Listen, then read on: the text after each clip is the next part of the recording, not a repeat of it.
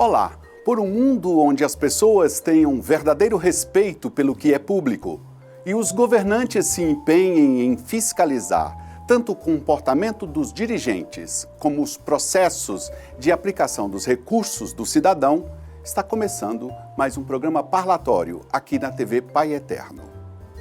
O Brasil tem a sua história política e social marcada por comportamentos de dirigentes que privatizam o patrimônio público como se fosse propriedade deles, ou coloca esse patrimônio a serviço de grupos de interesses de suas carreiras na política. E esses comportamentos encontram ecos no meio do nosso povo, que acaba indo aos políticos para pedirem favores pessoais, confirmando assim essa prática que torna-se uma mancha difícil de sair do tecido público nacional.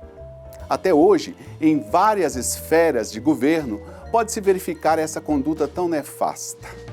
Falta-nos, por assim dizer, uma verdadeira educação do que seja integridade e correção na vida pública, tanto para dirigentes como para nós, os cidadãos.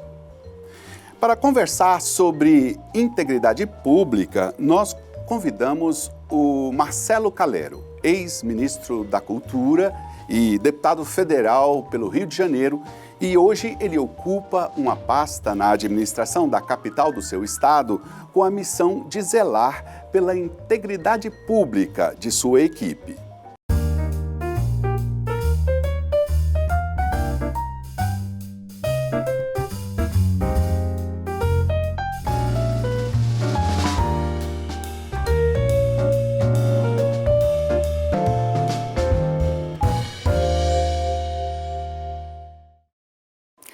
Marcelo Calero Faria Garcia é advogado e diplomata.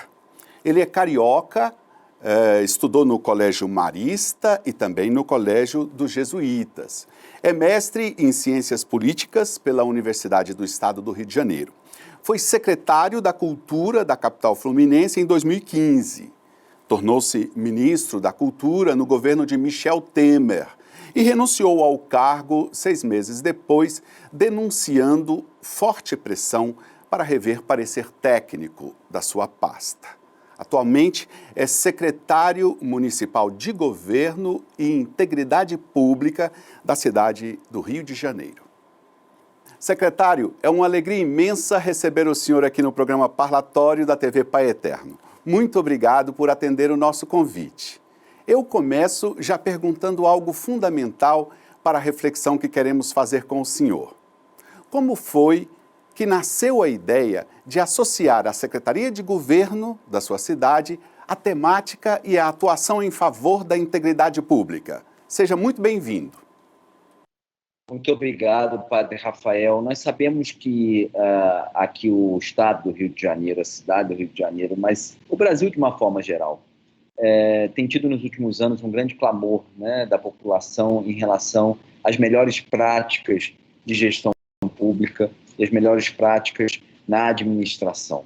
Quando a gente fala de melhores práticas, nós assegurarmos, portanto, que haja um conjunto de regras que garantam que a função pública seja usada para aquilo que ela é incumbido, que é cuidar do interesse público, para que o interesse público prevaleça em qualquer cenário.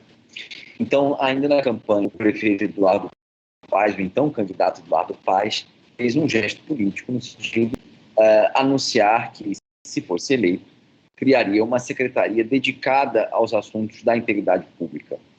No jargão se fala compliance também, né? Ou seja, como eu falei, um conjunto de regras que garantam que o interesse público prevaleça. Ele me incumbiu, então, naquela ocasião, ele me pediu que fizesse um programa de governo, fizesse um esboço daquilo que seria essa Secretaria de Integridade Pública, e já na transição, em dezembro do ano passado, nós passamos, portanto, a fazer esse desenho, né, a desenhar aquilo que seria a Secretaria de Integridade Pública. É importante dizer que esse conjunto de ações está sendo implementado. A Secretaria de Governo, a parte de governo, né, é aquilo que comumente se conhece como Casa Civil, né? Nós temos essa incumbência de coordenação geral, né, das tarefas de governo, e a essas tarefas se somam, portanto, os temas relacionados à integridade pública. O senhor tem um currículo muito interessante no que se refere ao gosto pelo bem fazer corretamente as funções que lhe confiam. Eu pergunto, num país com uma cultura marcada horrivelmente pela política de considerar um bem público como propriedade dos dirigentes, o senhor tem uma vida fácil? Padre, infelizmente o Brasil ainda tem essa cultura do patrimonialismo, né, do caciquismo, em que pessoas que detêm o poder, muitas delas se sentem, ou sentem que aquele poder, na verdade, estaria a serviço de projetos pessoais, né? O senhor sabe que eu vivenciei um episódio muito emblemático disso, né? Quando, então, todo-poderoso ministro Gedel Vieira Lima entendeu que eu, como ministro da Cultura, deveria licenciar uma obra que era de seu interesse, cobrir não apenas as malas de dinheiro do Gedel, as famosas malas, mas também que aquele edifício, aquele empreendimento que ele queria que eu licenciasse, na realidade era parte de um esquema de lavagem de dinheiro. Eu costumo dizer o seguinte, padre, o que nós precisamos inculcar na cultura, digamos, corporativa e administrativa do Brasil, a cultura pública, sobretudo, é o fato de que não podemos atravessar a linha entre o certo e o errado. Eu dou palestras e aulas sobre ética e integridade, eu sempre falo isso para os meus alunos, né? Jamais cruzem a linha entre o certo. Veja, uma vez que essa linha cruzada, não há caminho. E muitas vezes as pessoas se veem enredadas em,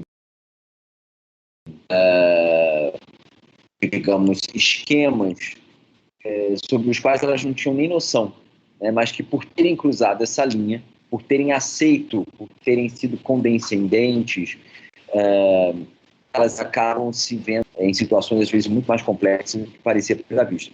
Imagine o senhor que, por exemplo, assentido com a construção daquele edifício, talvez eu pudesse estar arrolado também entre os participantes do esquema de corrupção do então ministro. Talvez por lavagem de dinheiro, formação de quadrilha, né? Então, essa contenção, né? Ou seja, não cruzar a linha entre o certo e o errado, eu acho que faz parte de o que nós precisamos inculcar como cultura pública no Brasil. Não posso deixar de perguntar algo básico. Na opinião do senhor, qual a relação que existe entre integridade pessoal e integridade pública? Olha, padre, os valores que possam ter sido transmitidos a uma pessoa, família, pela sua formação, são essenciais para a formação do seu caráter e, portanto, para a construção daquilo que ela considera relevante no seu fazer. Uma pessoa que eventualmente não tenha isso muito claro na sua mente, não vai ter isso também claro no seu fazer, nas suas práticas, né? Uma pessoa que tenha fragilidade de valores, ela certamente terá fragilidade de práticas. Nós não conseguimos, digamos, garantir que todos aqueles que ocupam funções públicas têm esses valores. As formações são muito diversas e os corações são muito escondidos às vezes. Então, é aquele velho ditado, né? Quem vê cara não vê coração, né? Às vezes a pessoa tem um dizer muito manso, uma forma de tratar muito amistosa, mas na realidade pode estar engendrando aí um esquema de favorecimento importante, né? O que eu costumo dizer? Cabe justamente a essas políticas de integridade criar o maior número de obstáculos possível para que essas pessoas se sintam desmotivadas ou pelo menos que elas tenham um alto custo ao delinquir. Eu costumo dizer que a corrupção, padre, é igual a água quando escoa. Ela sempre arruma um caminho para escoar, né? às vezes aparece uma infiltração dentro de casa, né? E a gente nem imagina de onde a água está vindo, mas de algum lugar ela está vindo. Então, da mesma forma, a corrupção, ela sempre vai arranjar um jeito de, portanto, a nós criar obstáculos mais efetivos e contundentes para que, pelo menos, o custo da corrupção seja levado para o corrupto. Eu acho que esse é o grande objetivo. O senhor já foi ministro da Cultura do Brasil. Eu coloco uma questão cultural. Nós temos um modo de entender as coisas que aquele político que mereceu o nosso voto nos deve retribuir com favores. Como é que o senhor acha que podemos superar isso? Já é sobre isso, né? Que a imagem que o brasileiro faz de si próprio é muito positiva, a imagem que nós como coletividade é muito negativa, né? Nós sempre dizemos, se a um indivíduo é perguntado assim, você se acha honesto? Ele vai dizer que sim. Mas se você faz a segunda pergunta, mas você acha que o brasileiro é honesto? Ele vai dizer que não. Mas brasileiros nada mais somos do que um conjunto de indivíduos nacionais, né? Então, por que eu estou trazendo essa reflexão? Porque são dois pontos que a gente precisa pensar, né? As lideranças políticas precisam inspirar um compositivo por parte da população também, né? O exemplo tem que vir daqueles que têm o poder. Quando nós confrontados, né, diariamente, com diversos episódios a partir dos quais nós vemos o mau uso do poder, é claro que isso traz uma situação negativa para a sociedade. Né? E, portanto, é que nossos avós já chamavam, né, um mau exemplo, como cura, como sociedade. Né? E, no ponto, eu acho que é natural, nós estamos passando, né, estamos vivenciando um amadurecimento político institucional.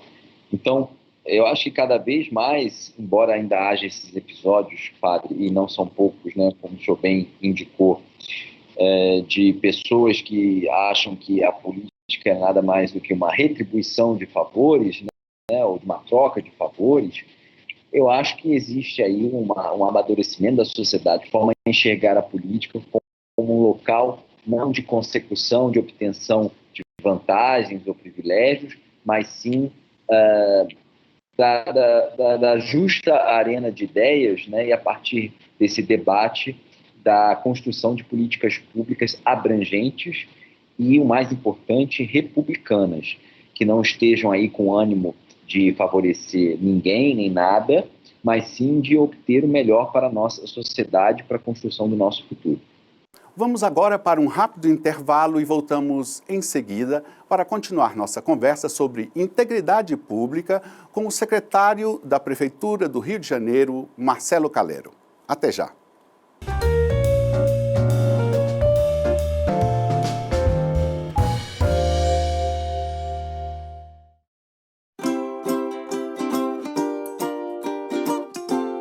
O Pai Eterno ama todos os seus filhos. Ele quer sempre estar perto da gente. Uma vez, há um tempão atrás, havia um casal muito simples. O seu Constantino e a dona Ana Rosa. Um dia, o seu Constantino saiu para trabalhar perto do córrego Barro Preto. Ele pegou a enxada e quando bateu ela bem forte no chão, percebeu que tinha batido em alguma coisa. Ele pensou que fosse uma pedra, mas não era não. Vem ver o que eu achei, Ana Rosa. Era um medalhão. E nele tinha a imagem da Santíssima Trindade, coroando nossa mãezinha do céu. Aí o Constantino e a Ana Rosa levaram o medalhão para casa. Eles estavam na frente dele todo dia e recebiam muitas visitas. Então fizeram uma capelinha de palha para que mais pessoas também rezassem.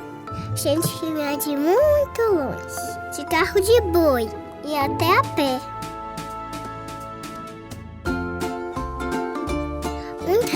recebeu a bênção do Papai do Céu. Muitas graças e milagres acontecem até hoje, porque o Pai Eterno nos ama e ama você também. E todos que o recebem, com o coração de uma criança, herdarão seu reino.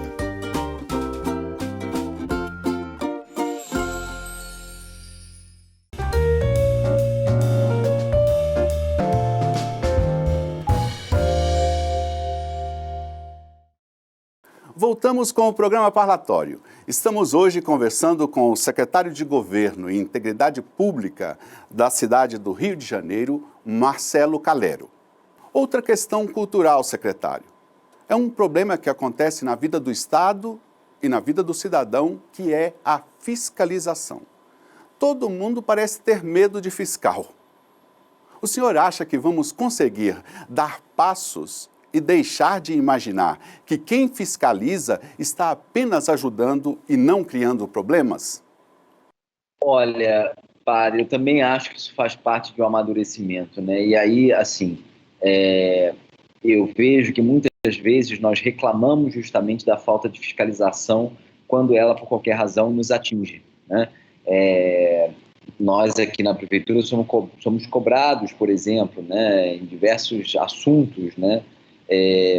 Claro, às vezes, por exemplo, na coisa da pandemia, né? Muitas pessoas, muitas vezes revoltadas por conta da insistência de certos grupos em fazerem festas, né, mesmo com toda a condição da pandemia. E aí essas pessoas falam, mas a prefeitura não tem fiscalização. Nós temos fiscalização, mas é impossível, às vezes, nós atingirmos, né, toda a cidade, todos os seus rincões, né, seria, de fato, inviável. Por que eu estou dizendo isso? Porque a autofiscalização, né, e não apenas do indivíduo em relação ao seu próprio comportamento, mas que nós, como sociedade, possamos fazer em relação aos demais, né, ela é muito saudável também. E aí também vem um segundo ponto, que é a fiscalização que a sociedade faz em relação ao governo. Nós aqui temos uma meta de sermos o mais transparente possível, sempre respeitando os dados pessoais, né, as individualidades, mas sendo o mais transparente possível.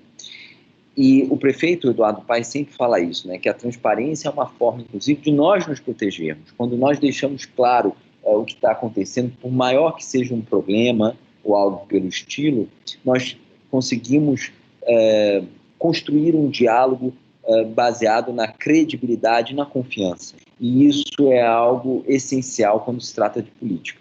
Olha, eu errei aqui, olha, eu não consegui atingir aquela meta, olha, eu não consegui resolver esse problema por essa ou por aquela razão. Então, eu acho que a partir dessa transparência, nós também conseguimos fazer algo que é imprescindível, que é estimular a fiscalização por parte da sociedade em relação ao poder público. O trabalho que o senhor está realizando no Rio de Janeiro parece ser pioneiro. Mesmo tendo organismos com nomes solenes de integridade pública em outros lugares, o senhor tem dado visibilidade a essa ação. O senhor acha que a administração pública em geral vai caminhar para uma maior transparência e o cultivo real da integridade pública? Olha, padre, eu acho que sim. Nós aqui temos como meta realmente fazer com que as políticas que nós temos adotado aqui no Rio possam servir às demais prefeituras, né, possam ser de fato um paradigma. Em alguns casos nós estamos, digamos, realmente aumentando bastante o grau de transparência em relação até às políticas que já são adotadas hoje, na questão de agenda pública, que passará em vigor a partir de 1º de outubro. É claro que também nós nos valemos de certas práticas que já foram consagradas em outros contextos. Aqui vou citar um exemplo, né? A Petrobras, desde 2014, começou a adotar uma política muito consistente de integridade, de compliance, e várias das políticas que eles adotaram, nós estamos aqui copiando, literalmente, né? Trazendo para a nossa realidade de prefeitura e aprimorando na medida do possível. O que eu quero dizer é que, em algum grau, essas políticas já estão um pouco mais maduras e é claro que a prefeitura se beneficia disso. Em outros aspectos, nós estamos sendo de certa forma, pioneiros, porque implementar todo esse conjunto de ações num contexto 100% público, que não é o caso da Petrobras, por exemplo, é desafiante. Num contexto municipal é mais desafiante ainda, né? Mas nós temos como meta, de fato, fazer com que o Rio seja uma referência. Independente de qualquer cor partidária, o Brasil precisa crescer no cuidado com a coisa pública. O senhor acha que esse crescimento passa pela educação desde a base?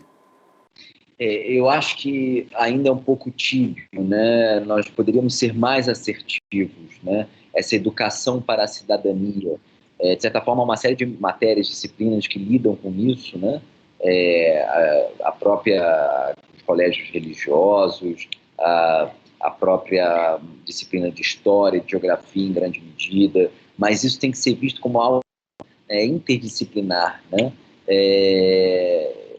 E aqui uma das metas que nós temos é, depois que tivermos todo esse arcabouço implementado, também a gente possa extravasar isso nas nossas políticas educacionais, essa temática, né, nas nossas políticas educacionais, lembrando que o Rio tem uma das maiores redes de educação básica, fundamental da América Latina, né, muitos dizem que é a maior, então são mais de 1.500 escolas, então isso seria muito importante também, né, que nós pudéssemos elevar essa temática à condição de uma disciplina, lembrando sempre que há certas coisas, padre, que não se pode terceirizar, né, ou seja, certos ensinamentos muito basilares que têm que passar realmente pela família.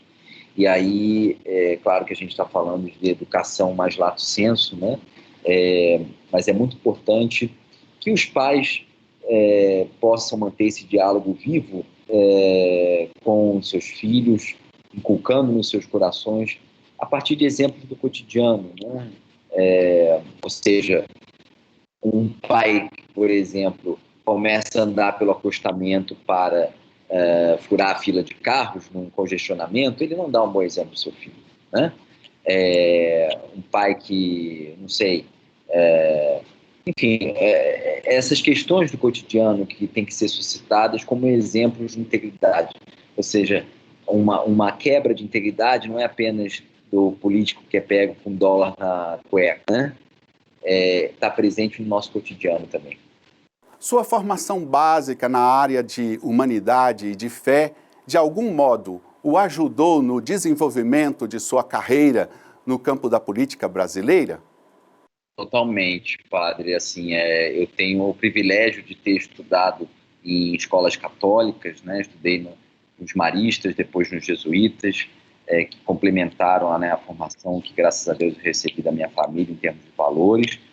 Mas, mais do que isso, eu procuro sempre atuar, lembrando que o Estado é laico e que isso é uma condição muito importante para a nossa democracia, para a nossa república, mas eu, como indivíduo, e como agente político, público, procuro sempre atuar de acordo com os ensinamentos evangélicos mesmo, né? Aqueles que a gente encontra refletidos no Evangelho.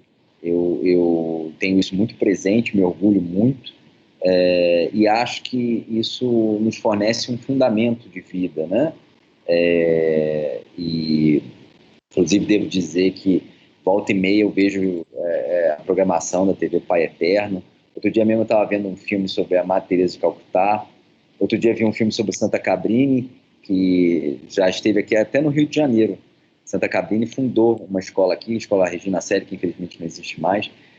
Mas estou dizendo isso porque sei do papel importante que as TVs confessionais exercem, inclusive nessa formação, né? Nós sempre encerramos nossas conversas aqui, secretário, trazendo uma citação e pedindo um breve comentário dos nossos convidados. Para o senhor, trouxemos uma palavra do Papa Francisco. No ano passado, em 2020, quando promulgou regras que determinam o tipo de posses que o corpo burocrático da Igreja poderia ter, o Papa Francisco disse, abre aspas, regulamentações aceitas internacionalmente e as melhores práticas exigem transparência para aqueles que têm cargos no setor público, para o propósito de prevenir e combater conflitos de interesse, práticas de custeio e corrupção em geral. Fecha aspas. O Papa Francisco sempre com uns ensinamentos bem objetivos, né? Eu acho que uma dos atributos mais importantes do Papa Francisco é esse, né? A capacidade que ele tem de sintetizar e nos dar coordenadas muito materiais, muito concretas, né, de comportamento. E uma forma também muito, digamos, direta de passar esses ensinamentos evangélicos em termos práticos, né? Quando ele traz essa determinação, né, ele é muito claro, é com transparência que se chega à integridade. Não é à toa, Padre Rafael, que a área de transparência está aqui na Secretaria também, né? Nós cuidamos, tem 3 assuntos que se relacionam, né? Eu acho que o Papa Francisco foi muito assertivo ao trazê-los. Na verdade, ele trouxe 2, né? Integridade e transparência. Eu adicionaria um terceiro, que é a nossa vivência aqui, que é a parte de governo digital. A gente só consegue atingir uma transparência plena quando nós nos valemos das ferramentas modernas, digitais, de internet, para fazer com que essa transparência seja efetiva, que chegue a um número maior de pessoas, né? Então, essa é uma tríade que faz com que, ao fim e ao cabo, nós possamos garantir aquilo que se busca numa gestão pública, que é a consecução, a prevalência do interesse público. Secretário Marcelo Calero, muitíssimo obrigado pela presença do senhor em nosso programa. Padre Rafael, muito obrigado mesmo, sempre à disposição, sempre às ordens, tá? Agradecemos também a você que, com paciência e interesse, nos acompanhou na conversa de hoje. Muito obrigado e até a próxima!